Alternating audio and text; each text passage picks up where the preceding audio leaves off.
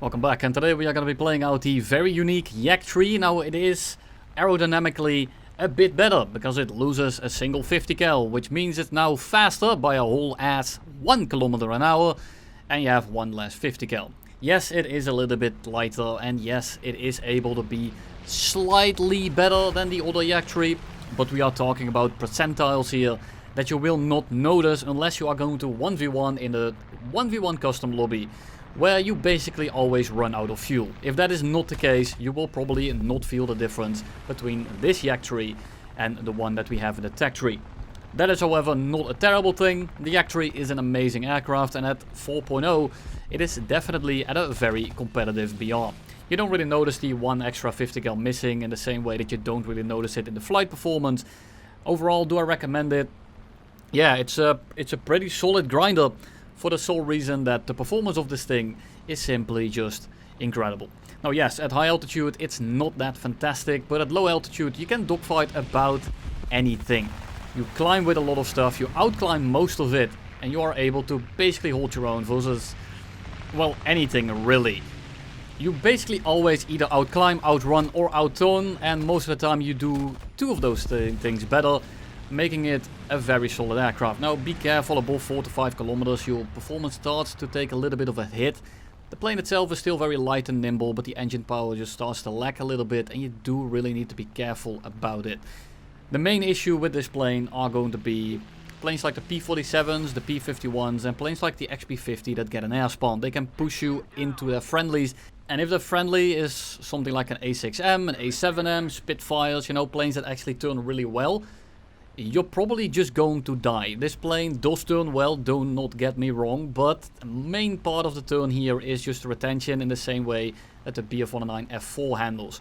It doesn't turn the tightest, but it can keep it up for very long, and that's where the strength comes from. So if you are fighting something that just kind of doesn't stall and pitches up instantly, you're probably gonna have a little bit of an issue. But the fact that I'm stating that that is your weakness, having to deal with two very different planes that complement each other, I mean, that's pretty much a recipe for success. If that is your weakness, well, you really shouldn't complain too much. The plane is amazing, and if you can pick it up for relatively cheap, it is a very good grinder. I don't think you'll find many better planes that are at this BR, at this tier as well.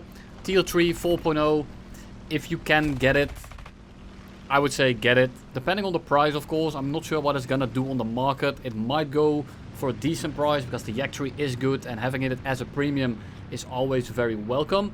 And because the requirements to get a tradable coupon are so incredibly high, it might fetch for a decent price. So if you can get it right now, if you want to fly it, do it now. It's probably going to be more expensive in the future. Let's take a bit of a look at the gameplay. In the meantime, you have been seeing me just kind of bouncing between targets and not really giving a hell. I can just basically do whatever I want as long as there's no one around me that can very tightly turn, something like an A6M or a Spitfire. And if those things aren't around, you can basically energy trap everyone at the same time, which is amazing. The issue is when you come in with an energy advantage like we have right here, because the rip speed is relatively low and your gun doesn't have the most amount of volume, it's kind of hard to finish people off like this. We get some shots in, we only get a hit, I think I only hit a 50 cal. We then loop on over, we try to get behind the F4. The F4U is flying the opposite direction. It's a 1C, so I'm not particularly scared of him. But the F4 has someone on him, so instead of going for the F4, I'm going for the F4U that's turning back around. But my teammates are coming in. The F4 is kind of turning in front of me, so we are gonna turn around and put an end to his misery. Now this is not the most interesting fight, but I do think it's good to see the general dynamic that this plane has in the average game. I also wanted to not waste my footage when talking about something that doesn't really involve the footage in the background. Anyway, now the P-63 is going to fly away. He's about to get clapped by the LA-7 in my team, and we are going to go to the first match that I played in this thing. So I go for the B7A2, but I noticed the P-51 coming in. I try to go for the head-on, but he is already pitching into me, so I'm going to dodge that head-on. I'm going to loop back on over, and I'm going to see if I can either go for the 108 or perhaps the P-51C. Now the P-51C is closer, I'm directly on the 6, and the 108 is really not that dangerous, so I'm gonna go for him. Now my aim is gonna be a little bit off here, because, well, as I said, this is the first guy that I'm shooting. So we get some hits in, get some more hits in, get another hit in, and he doesn't die. Now, it's a little bit unfortunate. He doesn't really have an oil leak or whatever either, so he's going to be in the game for the rest of the match, basically. But he's diving away, so he is going to be leaving us alone, and there comes the B7A2. Now, the B7A2 has a massive energy advantage, and he does turn quite well. However, it doesn't have the best engine, and in a prolonged fight, I'm pretty confident that I can beat him, especially if he makes a bit of a mistake. Now, I need to make sure that I don't lose too much position at the start. I kind of want to reverse him instantly and then work my way from there.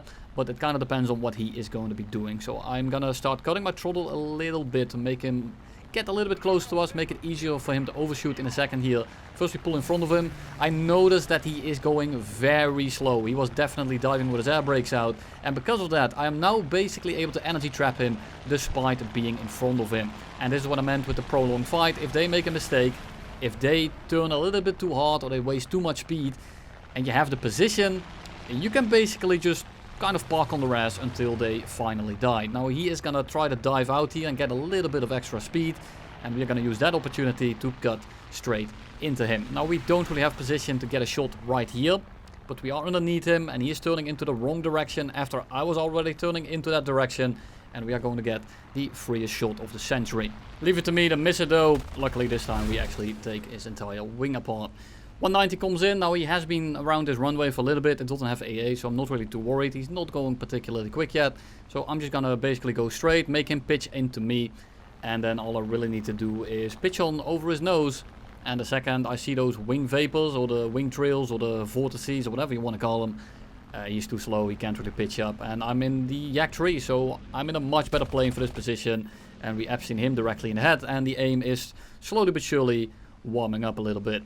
And here we are above basically the entire enemy team, and I do want to make sure that there is not a guy somewhere lingering in the back that has more altitude than me, so I want to be a little bit careful about this. But the Ki-61 is pitching up for us, and that is a plane that I don't really want to deal with in like a group setting. It's the same as with the Spitfire and the A6M that I mentioned earlier. They turn very well, and if they start on your 6, they are able to kill you. Now in a prolonged fight, again, I'm not too scared of them.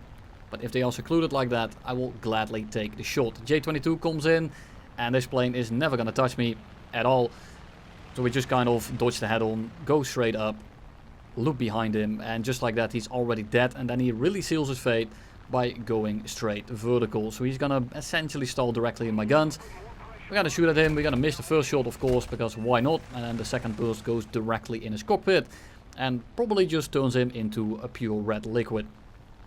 And we are still above everyone because they are slowly but surely all diving away.